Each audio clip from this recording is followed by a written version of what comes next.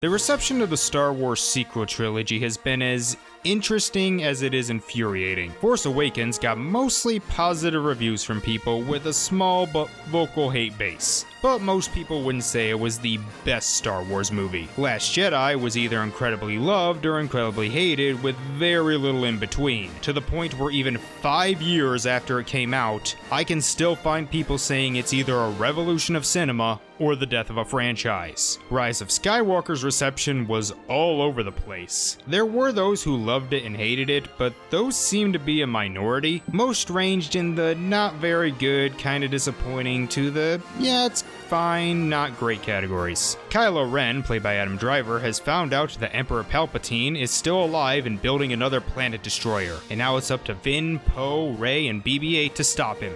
Huh, that was easy to sum up. Alright, so my original plan was to just go over every complaint I've heard about this film, but instead we'll be doing the same thing we did in Dark Knight Rises. I'll just discuss the stuff I liked and didn't like, but I'll say this, of all the criticisms I've heard, some are valid, some I feel are a bit nitpicky, and some just don't really make sense. Like the complaint that it's mostly exposition, it's really not, at least no more than most of the other films. But yeah, what are the things I liked in this movie? Well, all the main characters actually going on an adventure together for one. Yeah, this is the only film in the trilogy that has Rey, Finn, Poe, and even BB-8, like, together for a majority of the movie. In Force Awakens, Poe was gone through most of it, and then when he shows back up, they have to split up. And in Last Jedi, they spend a majority of the movie apart. In this one, all of them spend a lot of time together, along with Chewie and 3PO, and it's just nice. I like seeing them interact, I like their friendship. The people and droids they meet on their adventure are also pretty fun, both old faces and new faces. The action is a lot of fun, there's a lot of cool visuals and practical effects work. It's cool seeing the worlds, and it's just a good adventure that's pretty well paced. This movie's almost 2.5 hours, and it goes by at a pretty quick speed. I appreciate how they handle the stuff with Leia. Of course, Carrie Fisher unfortunately passed away in 2016, so they couldn't film anything with her for this movie, relying on deleted scenes and motion capture. Despite all that, they managed to get a lot of usage, and what they do with her character seems very fitting, not unlike what they did for Han and Luke in the previous two. It also manages to add some interesting bits to the lore. One of my favorites is that Rey uses the Force for healing. Now granted, I haven't seen every bit of Star Wars Expanded Universe, but I don't ever remember seeing them use it for something like that, and it makes sense. It is an energy field created by all living things. You should be able to use it to heal.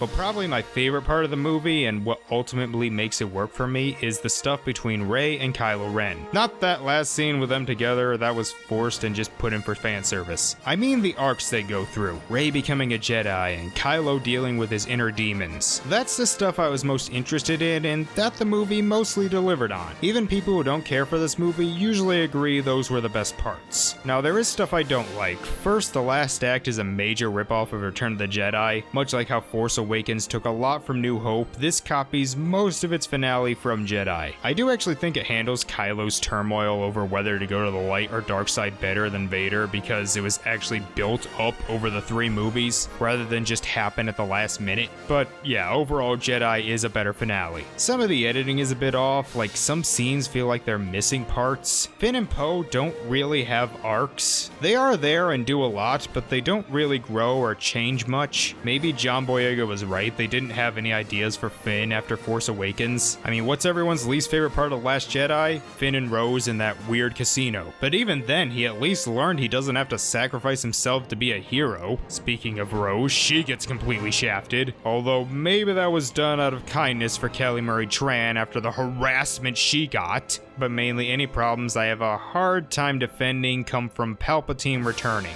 Now, I think this could have really worked if they had revealed he was alive from the beginning, like Force Awakens ends with Snoke meeting with him. It honestly may have made some of the bitter fans who wanted more old characters like that movie more. And I'm convinced Abrams would have had him in the second movie if he had done that one, but so many of the things he set up in Force Awakens were completed by Rian Johnson in The Last Jedi, meaning they likely had to create a lot of new arcs for this movie. So even though I like this trilogy, I do hope for the next one it's just one vision all the way through. Good luck, Taika Waititi. But overall, yeah, it has some big problems, but I will never forget being in the theater that first time and weeping at the end of it. It really got to me given how divided everyone had become over the past 5 years. Trump, Twitter, cancel culture. So just seeing that part where everyone comes together, it really affected me. And it does seem like they tried really hard to please everyone. People who love the original trilogy but hate the prequels but like the other two sequels. People who hated everything besides the original trilogy. People who like the original trilogy and prequels but didn't like these. People who love Last Jedi. People who hated Last Jedi. The Reylo shippers. I can't get mad at a movie that is trying so hard to please every single part of the disaster that is the Star Wars fan base. But because it wants to be the Star Wars movie for everyone, it ends up backfiring. I said before that this is the favorite Star Wars movie of no one, and I think that sums it up. It wants to give everyone something, but doesn't really give anyone everything. So, to the people who don't like it,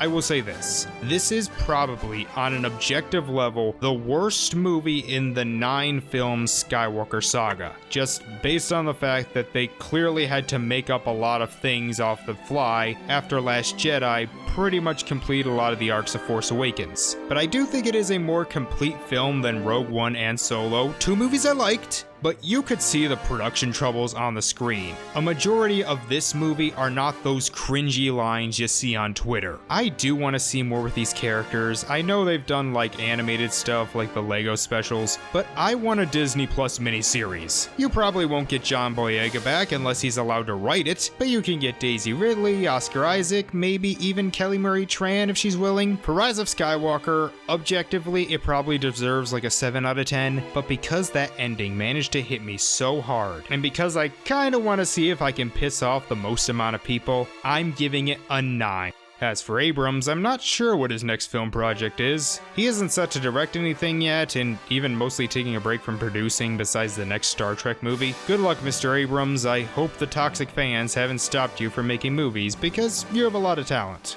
Well, we have one more movie to go. Join me tomorrow where we'll travel back to the world of Pandora for Avatar: The Way of Water.